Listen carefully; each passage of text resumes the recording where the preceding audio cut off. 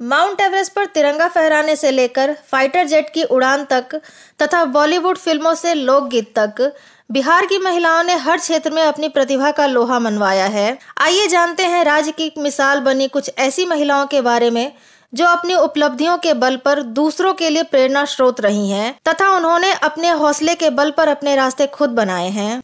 श्रेयसी सिंह निशानेबाजी के साथ राजनीति में भी निशाना। बिहार के जमुई विधानसभा क्षेत्र से भारतीय जनता पार्टी की विधायक श्रेयसी सिंह अंतर्राष्ट्रीय स्तर की निशानेबाज भी हैं। उनके पिता दिग्विजय सिंह केंद्रीय मंत्री व सांसद थे।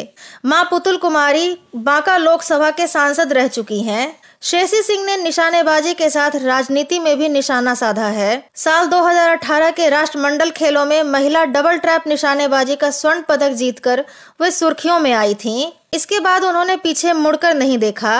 भारत सरकार ने निशानेबाजी के लिए उन्हें अर्जुन पुरस्कार से नवाजा है। सोनाक्षी सिन्हा अपने दम पर बनाया बड़ा मुकाम। थप्पड़ से डर नहीं लगता साहब, प्यार से लगता है। बॉलीवुड फिल्म दबंग में सोनाक्षी सिन्हा के इस संवाद में भविष्य की सुपरस्टार की संभावनाएं दिख गई थी। बिहार के पटना की मूल निवासी दबंग गर्ल व बॉलीवुड अभिनेत्री सोनाक्षी सिन्हा बॉलीवुड स्टार पिता शत्रुघ्न सिन्हा की छाया से बाहर निकलकर उन्होंने अपने दम पर अपना मुकाम बनाया है।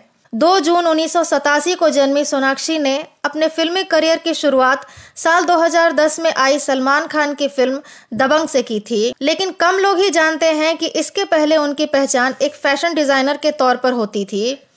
सोनाक्षी ने rowdy Rathore, son of Sardaar, Lootera, once upon a time in Mumbai Dobaara, boss व तेवर जैसी कई हिंदी फिल्मों में सराहनीय काम किया है। निरुपमा पांडे एवरेस्ट फतह कर पूरा किया सपना।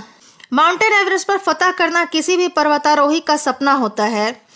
ऐसा ही सपना बिहार की एक बेटी ने देखा और उसे साकार भी किया। बिहार के सिवान जिले के जामो गांव में जन्मी वायुसेना अधिकारी निरुपमा पांडे एवरेस्ट फतह करने वाले बिहार की अब तक की एकमात्र शख्सियत है। निरुपमा की इस उपलब्धि के साथ बिहार एवरेस्ट फतह करने वाला देश का 13वां राज्य बना।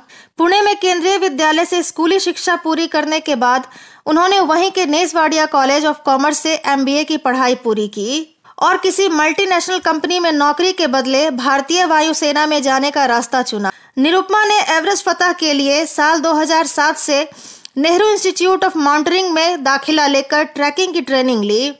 प्रशिक्षण के 4 साल की कड़ी मेहनत रंग लाई और आखिरकार 25 मई 2011 को वह दिन आ ही गया जब उन्होंने अपने सपने को साकार करते हुए एवरेस्ट के शिखर पर तिरंगा लहरा दिया। मीरा कुमार देश की पहली महिला लोकसभा स्पीकर। देश के दिग्गज राजनेताओं में शुमार रहे बाबू जगजीवन राम की बेटी मीरा कुमार का जन्म 31 मार्च 1945 को बिहार के सासाराम में हुआ था।